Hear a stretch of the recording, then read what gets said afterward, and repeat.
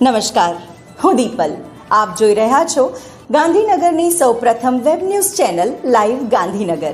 તો આવો નિહાળીએ આજનું જીવતું ધબકતું ગાંધીનગર લાઈવ ગાંધીનગરની અમાવસ્યા તથા વડ સાવિત્રી વ્રત શનિ જયંતિ નિમિત્તે વેજલપુર વિસ્તારમાં આવેલ ખીજડીયા હનુમાન મંદિર ભક્તો શનિદેવ તથા હનુમાનજી મહારાજને તેલ ચઢાવવા માટે બહેનો તથા ભાઈઓ કતારોમાં જોવા મળ્યા.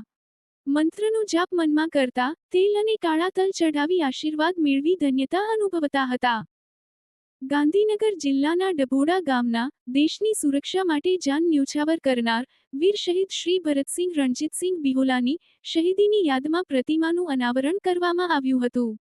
વીર શહીદ શ્રી ભરતસિંહ બિહોલાની પ્રથમ વાર્ષિક પુણ્યતિથિ નિમિત્તે ગામ ડભોડા તારીખ 13 મે 2026 બુધવારના રોજ પ્રતિમા અનાવરણ કાર્યક્રમ આયોજિત કરવામાં આવ્યો હતો.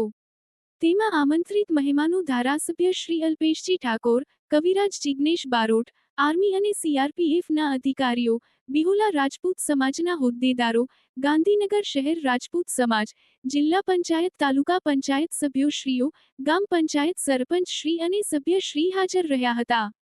તેમજ કવિરાજ જિગ્નેશ બારોટે દેશભક્તિના ગીતો ગાઈને કાર્યક્રમનો દેશભક્તિમય બનાવી દીધો હતો. દેશભક્તિના નારા તેમજ દેશભક્તિના ગીતો સાથે શહીદ વીર ભરતસિંહ બિહોલાની પ્રતિમાનું અનાવરણ કરવામાં આવ્યું હતું. આ સમગ્ર કાર્યક્રમનું આયોજન બિહોલા રાજપૂત સમાજના યુવા કન્વીનર કનકસિંહ બિહોલા દ્વારા કરવામાં આવ્યું હતું. રાત્રે 9 વાગ્યા યોજાનાર વીરાંજલિ કાર્યક્રમમાં સમાજના સૌ મોટી સંખ્યામાં આપે તે માટે અપીલ કરવામાં આવી હતી.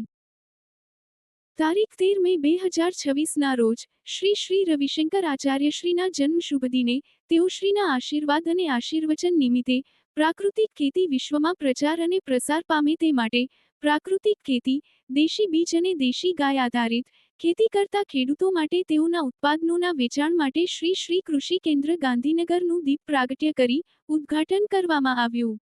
સાથોસાથ ગાંધીનગર જિલ્લાના પ્રગતિશીલ ખેડૂતોના વક્તવ્ય અને અભિપ્રાય મેળવી આગામી દિવસોમાં આ કેન્દ્ર દ્વારા શ્રી રવિશંકર સંસ્થાના માધ્યમથી ગુજરાત અને બહાર સુધી ખેડૂતોની વસ્તુ વ્યાજબી ભાવે વેચાણ થાય તેવા પ્રયત્નોની ચર્ચા થઈ.